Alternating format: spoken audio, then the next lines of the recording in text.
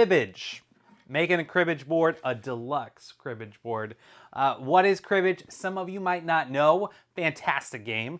It's great for 2 players. In my family, we primarily love to play 2-player. It's great 3, 4. It scales up, but you know, it's a card game, right? And so with this deluxe board, you have built-in card storage. You have your pegs, got magnets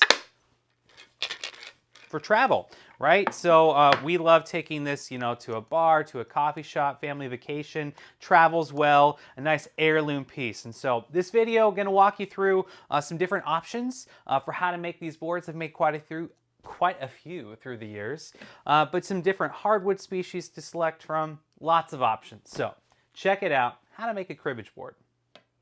So obviously with the board, you got the pegs, right? So it's all about all these holes. So to get all the holes, lots of options. One option is to use a template. So I've done this with paper template where you just attach it to your wood and then just use a drill press. You could even use a hand drill. You just have to be really careful to get that right angle.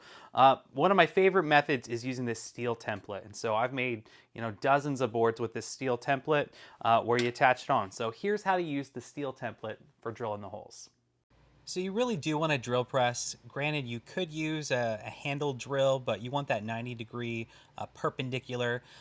Make sure you have a depth stop, about 1/2 inch, but kind of test it out with the pegs you're using to get a feel for it. But it is really quick work just with that steel template. I liked it a lot better than the paper templates. You can use double stick tape or painter's tape there, but quick holes.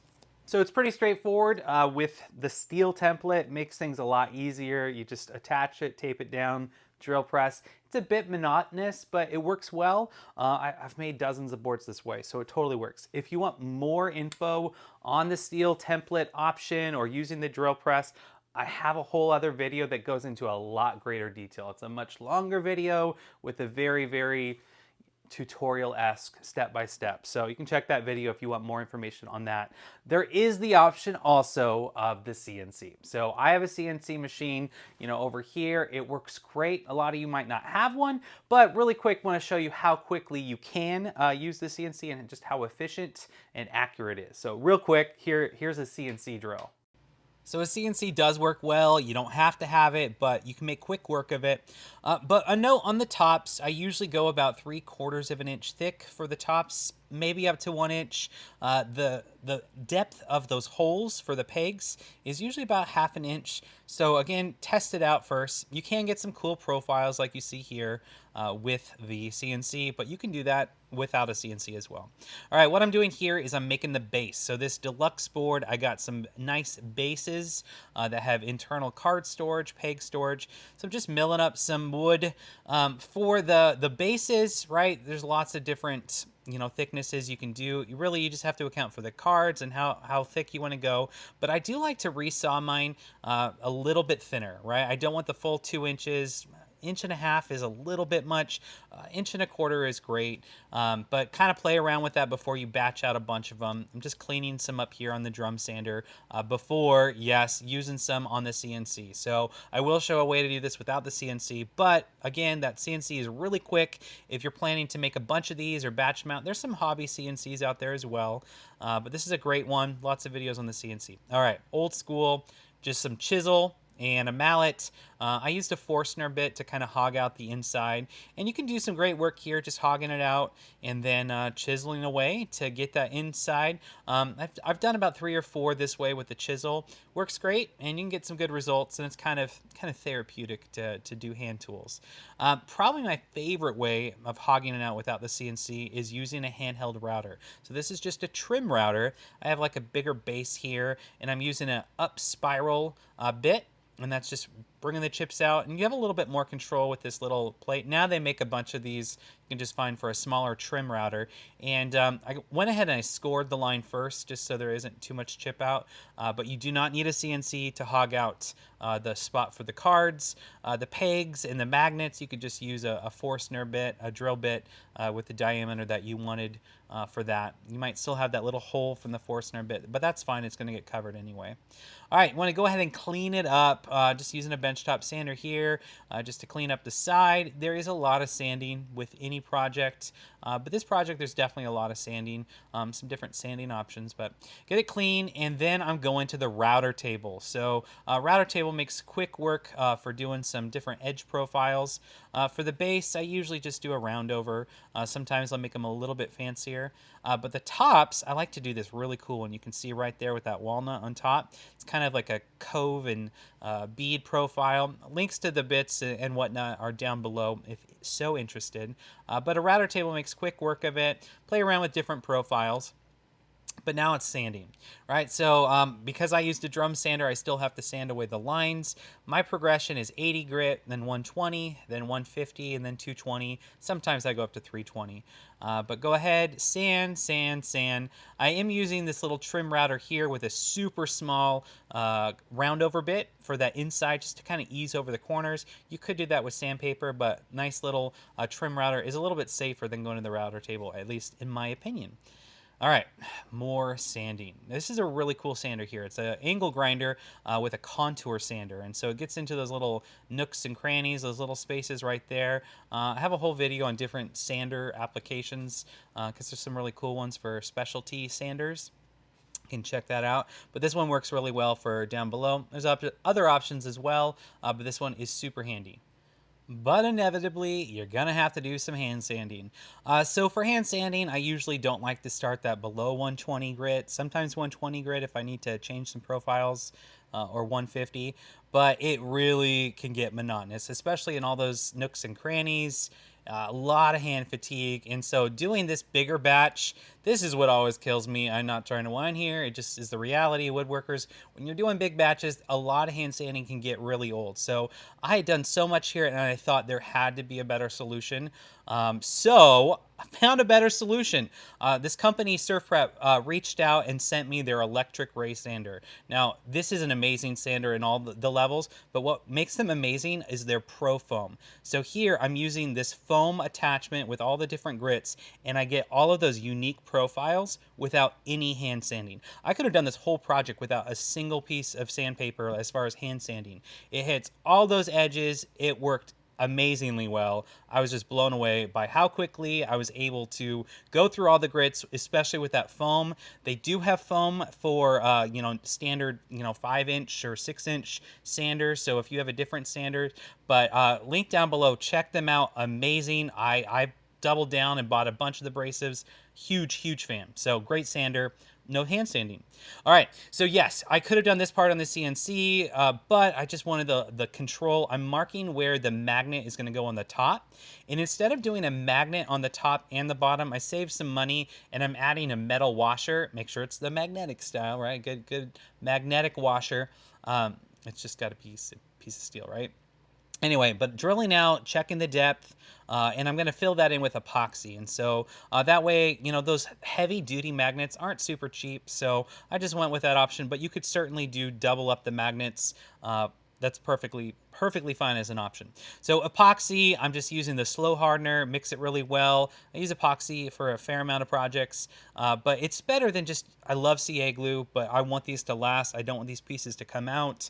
I don't want it to I don't want issues. So covering it with epoxy is the way I went. I've done this before with a couple other batches of these cribbage boards, and they've really held up well when I cover them with epoxy. So get that washer in, get the epoxy. I want it covered the whole thing, get it up flush there. Probably should have done this a little bit earlier before doing all my sanding, but you know what? Went a little bit different. But you filled it with the epoxy.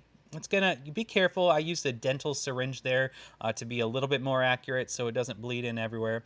Now I'm flattening it. So I have my piece and I'm kind of flattening it, trying to make it pretty level, kind of that little mound of epoxy. Then I'm testing it out with one that already has the magnets in just to make sure it's a good fit, a good feel before I do my final sanding grits. All right, final sanding grits is up to about 220. I have another cribbage board video which kind of goes a lot slower through all the steps of making this without a CNC and just like kind of old school way. And I use this finish. This is Odie's. No, this is not Odie's. This is Osmo. Odie's is a finish. This is Osmo Polyx. This is a great finish. Good results. If you want to learn more about this finish or other finish options, you can check out the video. But my favorite finish is spray lacquer. This just is so easy, and you're going to see these colors come to life. What I love about spray lacquer as opposed to anything else is it dries within like 5 minutes coats, so you can quickly build up coats. I usually do about 7 coats on these, but you can quickly build up coats. It gets into all those holes. You know that everything is sealed. You're not going to have as much, wood movement. This is pretty thin. You shouldn't have too much wood movement in general, but just great results. And so, yeah, even with this huge batch of, 24 pieces, flipping it over, it worked really well. Look at those colors come to life. For ideas on the wood species, I got a whole video on that, Wood 101, if you want to look more at that. But the colors come to life. Do the bottom, let it sit, fully sit, then flip it over. And here you can really see why the spray lacquer is so helpful to get in all those nooks and crannies. Anyway, great option, spray lacquer, highly recommend it. Rattle cans can be a little expensive, but it really is worthwhile, especially, I mean, you see the results here. So great colors, crazy colors, all natural colors. And now it's time to scuff it. So when you use these spray lacquers, sometimes there's those fibers that's a little rough, some dust in the air. Best way, honestly, is just a paper bag. So just take a paper bag, scuff it up, and that's going to make it silky smooth. Any of those nibs work, or like a 400 grit, really fine.